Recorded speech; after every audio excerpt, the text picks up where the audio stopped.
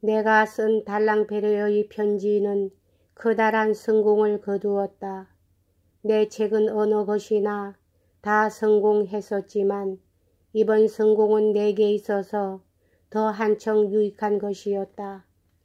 그것은 올바크 일당의 선전을 경계하지 않으면 안 된다는 것을 세상 사람들에게 알려주었다. 내가 은자암으로 옮겨갔을 때 올바크 일당은 그 자신 만만한 태도로 내가 석 달도 견뎌내지 못할 것이라고 예언했었다. 거기서 내가 20개월을 머물러 있다가 부득이 물러나게 된 후에도 역시 시골의 거처를 정하는 것을 보고 그것이 순전히 나의 고집 때문이라고 그들은 떠들어댔다. 그리고 내가 이 은밀한 곳에 사는 것을 사실은 죽도록 싫어하지만 자존심 때문에 전에 한 말을 취소하고 파리로 나오는 것보다는 차라리 자기 고집의 희생이 되어 죽기를 더 좋아한다고 떠들어댔다. 달랑베르의 편지에는 고의적인 가면으로는 생각될 수 없는 마음의 평화가 넘쳐 흐르고 있다. 만일 내가 은신처에 있으면서 답답한 기분에 사로잡혀 있었다면 그 심정이 자연 풍기기 마련이다. 그러한 경향은 파리에서 쓴 모든 저서에도 나타나 있었던 것이다. 시골에 있으면서 맨 처음에 쓴 책에는 그것이 나타나 있지 않았다. 사물을 잘 관찰할 수 있는 사람에게는 이 점이 결정적인 것이 되었다. 사람들은 내가 스스로의 경지로 찾아든 것을 알았던 것이다. 그러나 지극히 온건한 기분으로 쓰여져 있는 이 책 자체가 평소의 우둔함과 번번이 당하는 불행한 운명으로 말미암아 문학자들 사이에 한 사람의 새로운 적을 만들어냈다. 나는 라 포폴리니에르시 댁에서 마르몽텔과 알게 되었는데 이 교제 관계는 남작 댁에서까지 계속되고 있었다. 마르몽텔은 그 무렵 메르키르 드 프랑스지의 편집을 맡고 있었다. 나는 내 책을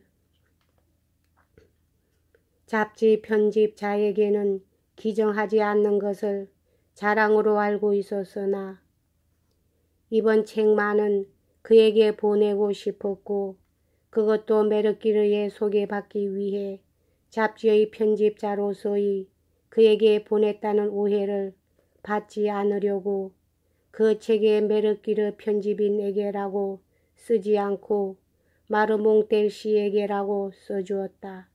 그리고 나로서는 무척 훌륭한 인사를 차렸다고 생각했다.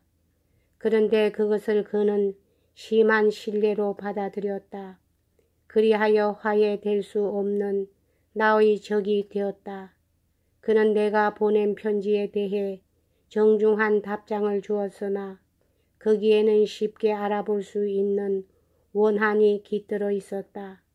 그 뒤로 그는 귀에만 있으면 동료들 사이에서 나를 중상하였고 그의 저서 속에서도 은근히 나를 악평하기를 잊지 않았다. 문인들의 툭하면 화 잘 내는 자존심만큼 다루기 힘든 것은 없다. 그러므로 그들에게 인사를 하는 데 있어서도 조금이라도 애매하게 보이는 것은 말하지 않도록 주의하지 않으면 안 된다. 주의가 안정되자 나는 한가한 시간과 자유로움을 이용하여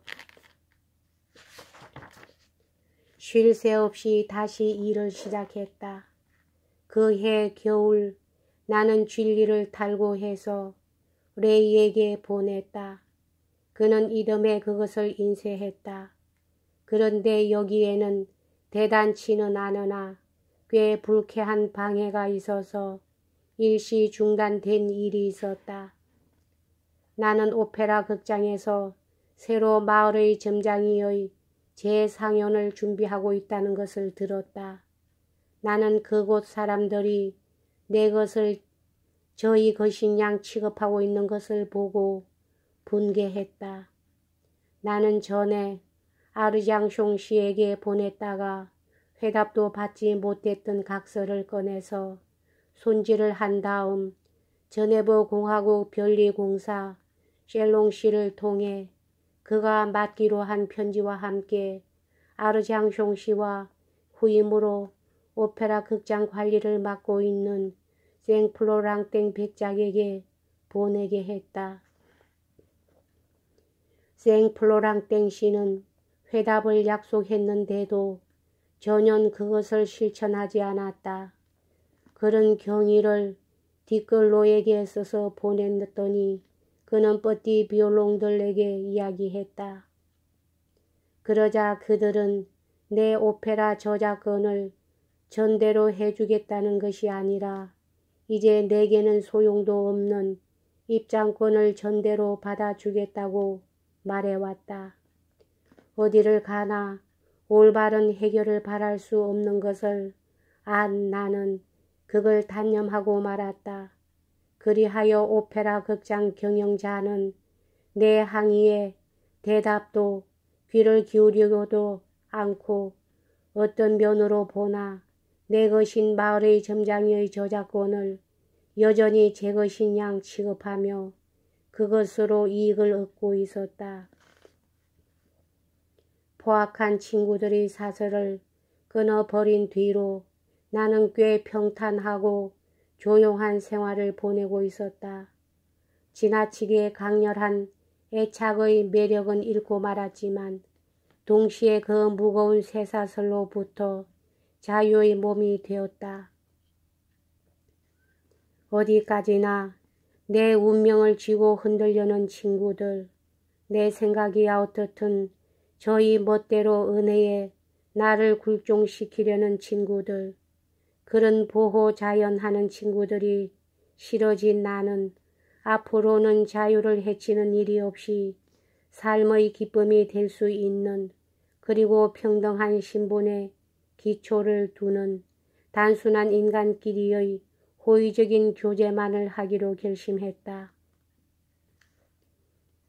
나는 속박을 받지 않고 쾌적한 자유를 누리는 데 필요한 만큼의 교제 친구를 가지고 있었다.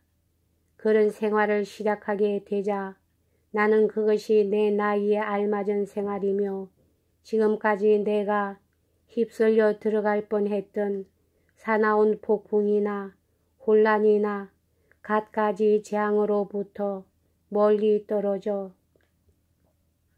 평화 속에서 나의 여생을 보내는 데 필요한 생활임을 곧 깨달았다. 은자암에 있을 때나 몽모랑 시에 정착한 뒤로도 나는 그 근처에 다소의 지기를 얻었다.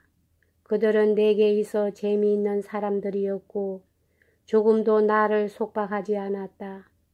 그들 중 먼저 둘만한 사람으로 르와조 드 몰레옹이란 청년이 있었다. 그는 당시 갓 변호사가 되었으므로 앞으로 어떤 지위를 얻게 될지 자기도 짐작을 못하고 있었다. 그러나 나는 그처럼 그런 의문을 갖지 않았다. 나는 그가 오늘날 누리고 있는 명예로운 생애를 그때 이미 예상하고 있었다. 나는 그에게 예언했다.